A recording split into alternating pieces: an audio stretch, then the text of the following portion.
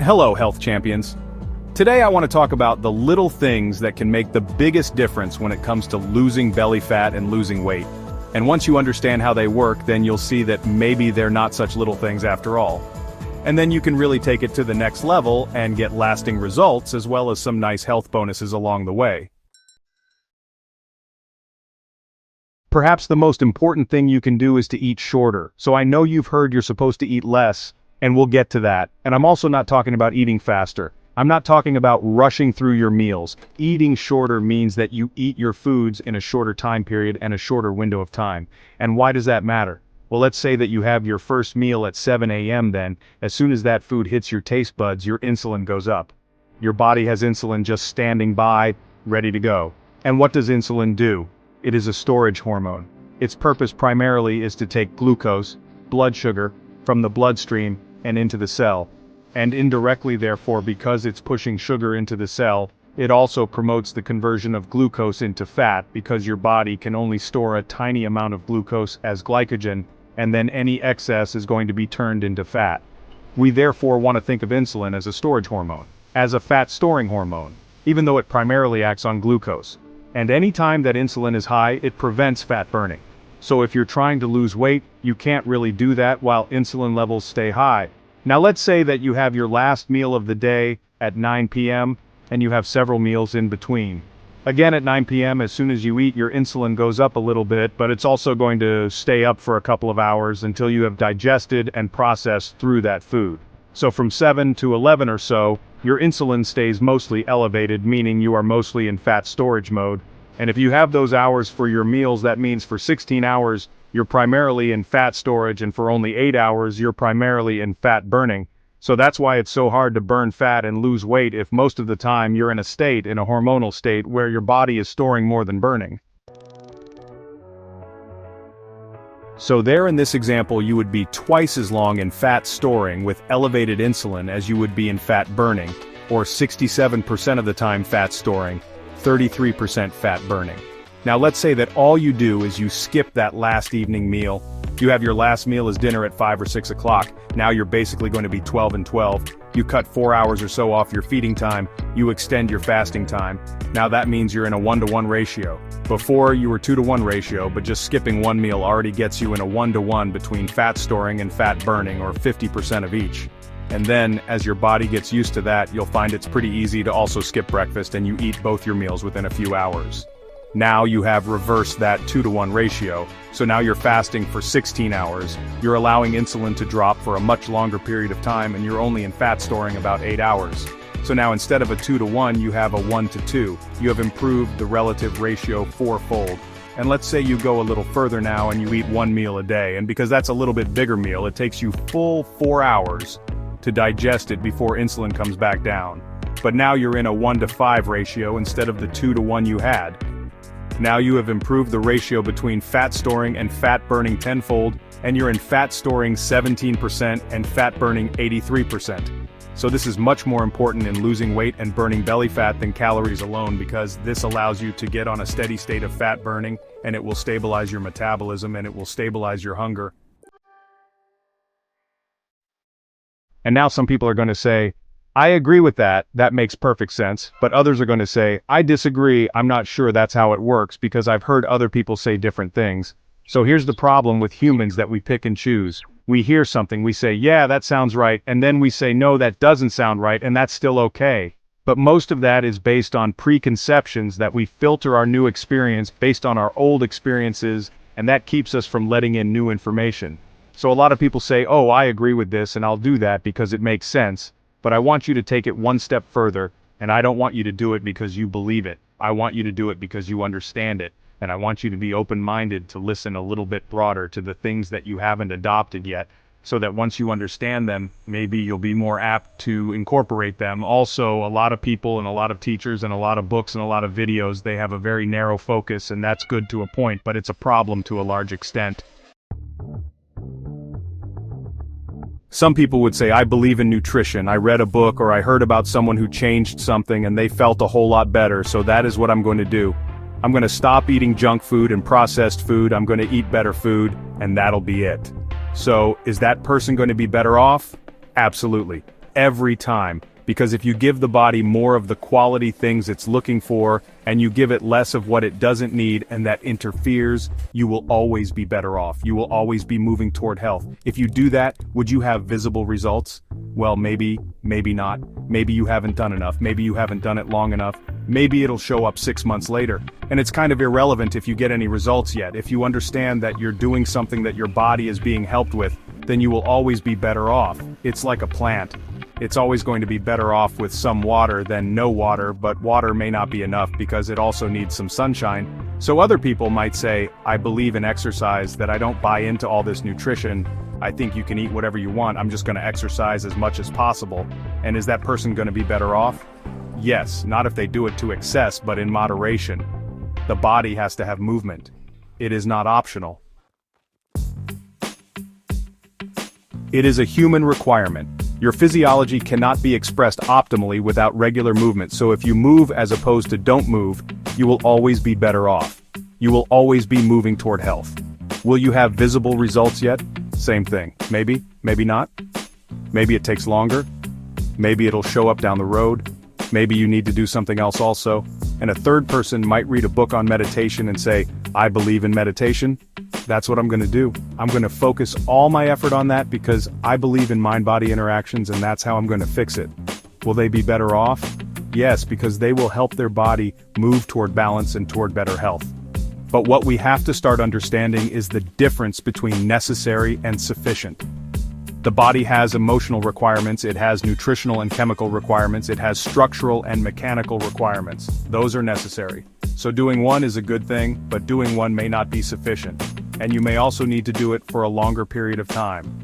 This is why it's so important to understand what the body is looking for, because too many people, they try one thing for a week, and even though they're moving in the right direction, they didn't understand why they were doing it, so they lost interest before it ever had any effect. So I want to show you the bigger picture of what you can do every day. That's what the video is about. Do this every day to lose weight fast and to lose belly fat fast. But then we also have to understand and remember, what does fast mean? Well, it just means faster than no change, because a lot of people have done yo-yo dieting for so many years. They lost some weight, they gained some weight, and they've done this for 10, 20, 30 years. It worked while they were in their 30s and 40s, but then their bodies just became so clogged up and so stubborn that nothing happened anymore. So, in their 50s and 60s now, it seems like it doesn't matter what they do, nothing happens. So any change is faster than no change. And also, we want to keep in mind that we want to sustain it long term, and we want the body to be healthy. So we can always stress the body, we can always do extreme things for a short period of time, and there may be some reason for that, like a longer fast is fine, but we have to find a lifestyle that we can sustain. So losing weight fast means as fast as possible to sustain long-term healthy changes. So I don't care if someone else loses 60 pounds in 3 months. That's totally irrelevant for what's going to happen to you. You have to relate it to yourself and understand the variables and play around with them. But what I do want to show you is how you can take it to the next level, because these different aspects of health are synergistic. If someone can get benefit by meditating, working on their emotional aspect, and another person can get some improvement by working on their diet, and another person can get improvement with exercise, what if you did all of them? Because they are all requirements. Now here's the big one. Are you ready? Here is the cause of everything as it relates to health. The cause of every health problem is toxicity, deficiency, stress, and degeneration. So we'll expand on those in a second here, but basically whenever you suffer from some of this, when some of this compromises your health, you have a reduction in homeostasis. You have a lessened ability of your body to process information correctly, and to return all metabolic processes and every homeostatic variable back to balance, right? So this is homeostasis, this is health. Your body always tries to return to homeostasis, and this is just another word for imbalance. Okay, balance is good, imbalance is bad, harmony is good, peace and harmony is good, disharmony is bad. Function is when everything is working the way it's supposed to. Dysfunction means it's not working. And dis-ease. Ease is when you have peace and harmony, and disease is when you lost it. So these are different words for the exact same thing, but I wanted to elaborate on that to really give you an idea of what health is. And then when you no longer have ease and it turns to disease, now you start having symptoms and you have suffering, and you have things like metabolic poor health and visceral fat as well. So think about this for a second. The only thing that people suffer from is that something isn't working right. Whether you have shoulder pain or a headache or low energy or you can't sleep or you can't digest food, it means something isn't working right. And why isn't it working right? Because of some degree of toxicity, deficiency, stress, and degeneration. Toxicity means that there's too much of something your body can't handle. Metals, chemicals, pesticides, sugar, fructose, food additives, stress, etc. Deficiency means that there's something your body has to have. It's required for your body to function, but you're not providing it in sufficient quantity. So those are essential fatty acids, essential amino acids, vitamins, minerals, enzymes, and so forth. Stress is when your body is in a different state. So when you're relaxed, your body is in homeostasis, it's balancing its resources. But when you're stressed, when you have a stress response, your body focuses less on your vital organs and more on the external environment. So when you're focusing your resources on vital organs, now you can work on digestion and immune function and reproduction and DNA repair and healing. But when you have a stress response, your body shifts its priorities. It shifts the resources away from those vital organs, and it puts it on the outside world to defend you against a real or imagined danger. That's why stress is so devastating, because you no longer have access to your healing power. And degeneration simply means use it or lose it. Every cell in your body is there for a reason. It has a purpose. If you do something that puts that cell to work, you're fulfilling the purpose of that cell, and the cell lives another day. And when it wears out, the body makes another one. But if you don't use it, there's no reason for the body to make another one, and that cell is going to wear out and not be replaced. That's called degeneration or atrophy. So most of the questions I get are from people asking, can you do a video on turmeric, or can you do a video on ashwagandha, or is garlic good for this? Those are the wrong questions, because what we need to ask are questions about toxicity. Are we toxic with something? Are we deficient in something? Are we stressed? Are we degenerating? So when people ask about turmeric or ashwagandha, they're asking, can I take this for something? And there are some benefits to thousands of different substances. But the question to ask is, does this provide something that my body needs to have in the long run, or in the short term? Can it help maybe dampen some inflammation or something like that? But in that sense, it's more of a safe drug. It's not really a nutrient. It's not something the body is looking for. So we want to focus more and more on the basics of handling the root cause. So what do we need to do to lose that belly fat and that weight once and for all? What is it? So we need to reduce insulin resistance and cortisol and fatty liver. We need to reduce stress. And we need to increase brain activation, because a strong brain makes everything work better. So basically we want to stack the deck, just like I hinted before. You don't want to do just one thing, you want to address the problem. You want to hit the issue with as many things as you have in your artillery. So you want to eat better, feel better, and move better, not one or the other. And this is how your body can get to homeostasis, can get to health and harmony in the long run. And most people just ask the question, what do I need to do? Give me the quick list. And that list is useless, because if you don't understand what it means, if you don't own the concept and the context to put that in, it is useless. Because in 5 minutes, you're going to find someone who says something different, and now you're all confused and you do nothing. So first we want to ask what, but then we want to understand the mechanism and get the why and the how. And once we're armed with all of those, that's when we're going to make some changes and stick to them. So first you want to eat shorter, and then you want to eat less. Now here's the problem. People focus on this only, and they associate it with deprivation. And when they hear eat less, now they think, oh, I'm going on a diet, I'm going to do something for 30 days or 60 days or 6 months, and they think their meals are going to look like this. And this is called deprivation. It's called suffering. It's not sustainable in the long run, and that's why people fail. So yes, you absolutely have to eat less, but it doesn't have to feel like you're eating less. And there are macros, that stands for macronutrients. That's where you get your calories, the fat, protein, and carbohydrate. And assuming you get about 20% from protein, because they're going to serve mostly as building blocks, then the rest is 80%. That means the fuel from fat and carbohydrate should make up 80%. Now some people think that you should eat low fat, other people say you should eat low carb. And here's the interesting thing, either way works pretty well, at least short term. Here's the problem. If you eat low fat, that means you're going to eat high carb. So if you eat 10% calories from fat, you're going to eat 70% from carbohydrate. And then what happens is, you're going to have very high insulin levels. You're going to have chronically high insulin levels, and you get hungry because insulin is a storage hormone, and as soon as the insulin is done stashing away the food, now you're ready to eat again. Whereas if you eat 10% carb and 70% fat, you get the same 80% for fuel. But the fat does not trigger insulin. So now you have a much more even blood sugar level, you have a much more even fuel supply. It's like you throw a log on the fire instead of throwing gasoline on the fire. It burns slower and it lasts longer. As a result, you have less hunger. So it's your choice, right? You have to eat less. But do you want to be more hungry or less hungry? The other thing a lot of these low-fat proponents don't realize is that carbohydrates turn to fat.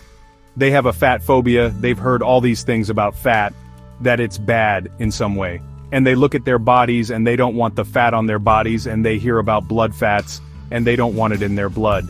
But they don't realize that when you eat carbohydrate, you can store a little bit, and all the rest has to be turned into fat because it can't stay in the bloodstream.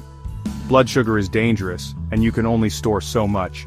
So if you keep piling on the carbohydrates, it will turn to fat. But before it turns to fat, it has triggered a bunch of insulin that makes you hungry and creates all sorts of metabolic health issues. So if you do the low-carb high-fat, also called LCHF, and the strictest version of that is called keto, where you eat very, very low carbohydrates. So low-carb to me is maybe 10 to 15% of calories from carbohydrates, and with keto, you probably want to get down to like 5% of calories from carbohydrate. But what that does, like we said, is fat does not trigger insulin. So if you eat 10% carbs and 70% fat, there's very little in that food to trigger insulin. And if insulin stays down, your energy production is much, much more steady, and you don't get hungry. That is the difference. Too many people focus on eating less and the calories and how many meals and all that. But what really matters is what is your feeding window and how much insulin are you producing. Because long term, that's going to determine your hunger levels. So you do have to eat less, there is no argument there, but you want to make it easy for yourself because the easier it is, the more sustainable it is. And that is like improving the odds in your favor. I even have people telling me that, no, you're wrong. You don't have to eat less because I don't think I do. I'm eating keto, and I'm losing all this weight, and I'm always full. But the whole point is that they are eating less, but it's so easy because they're stabilizing their whole metabolism that it's so easy they don't even realize they're eating less. And that is how it's sustainable. Now as humans, we like to label things, we like to categorize things, we like to put some things in the emotional box and some in the structural box and some in the chemical, but that's just for us to be able to converse about it, to have a conversation. In reality, there is so much overlap that all of these affect each other that we can't really separate them out. That's in stark contrast to when they do research. When they do research, they have kind of a sequential, linear way of thinking. And what they're thinking is, let's try to change one variable. Let's try to control as much as we can of the variables and change one. And that's the one that we're studying. And that makes sense in that kind of thinking, and I'm not opposed to that. That's great. However, when it comes to you, when it comes to your reality and how things work in biology, in living systems, then things are different because we are multifactorial. There's nothing about us that's linear. You can change the emotional in 1,000 different ways, and that's going to affect the structural, and that's going to affect the chemical. So these are all interrelated, and that's why you want to let the researchers change one variable at a time. But if you want the most and the best possible impact on your situation, then you do it all. You start working on the emotional, the structural, and the chemical all together. That's how you're going to get out of that plateau. And that's how you're going to start moving your body toward homeostasis in every way. Next thing you want to do every day to lose belly fat and weight is exercise. And it's not what you hear all the time. It's not about burning calories. So let's talk about this. Does exercise help with insulin resistance? It is pretty effective in preventing type 2 diabetes from developing. It is not very effective in reversing it once it's established. And here's why. Most of type 2 diabetes and insulin resistance is about the liver and a fatty liver. So, NAFLD stands for non-alcoholic fatty liver disease. Because traditionally, most fatty liver was caused by alcohol. But in recent years, and especially in young people, the vast majority of fatty liver is from sugar and fructose. So they call that non-alcoholic fatty liver. So when you exercise, you're not really going to affect that fatty liver because you have two compartments where you store energy in the body. You have the liver that has its stores of fat and glucose, and you have the muscles that have their stores of fat and glucose. And then of course you have all the fat, the adipose tissue in the body. But when you exercise, you primarily start using up the glucose and the fat in the muscle. You're not really going to touch the fat or glucose in the liver. And the liver is holding on, it's earmarking this glucose primarily for the brain because the brain has to have a certain amount of glucose. When we fast and go keto, it can use a lot of ketones, but it always has to have some glucose. And when that runs low, then it's the liver that disperses that blood sugar on a regular basis. So exercise is not very powerful in reversing a fatty liver, but it's not completely useless either because it will use up some energy. So you're using up some substrate from the energy pool in the body, if you will. And if you're activating the muscles and they use up some of the glucose and fat, then the muscles will be available to absorb some of the fuel from the rest of the body. And that will make it less likely that the things you eat turn into fat in the liver. But it's not going to do much to reverse it. And when you do exercise, you want to make sure that it burns as much fat as possible and as little carbohydrate as possible. So how do you do that? It's called aerobic exercise. Aerobic means with air. And then you're going to keep your cortisol levels low. Cortisol is a stress hormone that raises blood sugar and therefore also raises insulin. So cortisol promotes insulin resistance and belly fat and a fatty liver. So we want to burn fat and we want to keep cortisol to a minimum. Anytime that we get into anaerobic, meaning without air, now cortisol goes up. And why is this? Because just like a fire, when you're burning logs in a fire, it's the oxygen that's fueling that fire. And if you can get more oxygen into the fire, it's going to burn hotter. Your cells are the same way. You have your bloodstream deliver oxygen to the cells, and in the cells, you have mitochondria that fully burn that fuel, the fat and the carbohydrate, into energy and water and carbon dioxide. And as you breathe a little faster, you're providing more oxygen for the fire in your cells. And you still breathe nice and calm, you breathe slow, steady breaths, and they go a little bit faster up to your aerobic threshold. That is when you're supplying as much oxygen as your cells can use to fully oxidize the fuel, the carb, and the fat. But once you go a little bit higher, once your energy requirements are just a little bit higher than that aerobic threshold, now you've moved into anaerobic. So that means your body is demanding more energy than you can provide oxygen for. And now what happens is, you go into air hunger, you start huffing and puffing, you start panting, you start breathing significantly faster. It's not a controlled, steady breath anymore. And now, once you start huffing and puffing, once you have air hunger, now your cortisol levels go up. Why is that? Because the only thing that you can derive energy from without oxygen is glucose. So now you start splitting glucose molecules straight down the middle to get some emergency energy. As long as you're breathing nice and slow, even if they're deep breaths, you are in aerobic metabolism and you can burn fat or carbohydrate. But once you start huffing and puffing, you can only burn carbohydrate. So what that means is, you want to spend as much time as you can in aerobic training because not only are you burning mostly fat there, but what happens once you go into anaerobic and your muscles use up all that glucose? Now you get a shortage of glucose, you used it all up. And what happens is, you're going to have to replace those lost carbs later on because if you used up a bunch of carbs and you're trying to eat low carb, then you're actually going to get cravings and you get more hunger to make up for it. But even though exercise has a limited benefit for reversing fatty liver, I am still 100% for exercise. You have to do it on a regular basis several times a week because exercise does so much more. And here's what it really does. Exercise activates the brain. Exercise, when you move, you are stretching muscles and you're moving mechanoreceptors in your joints.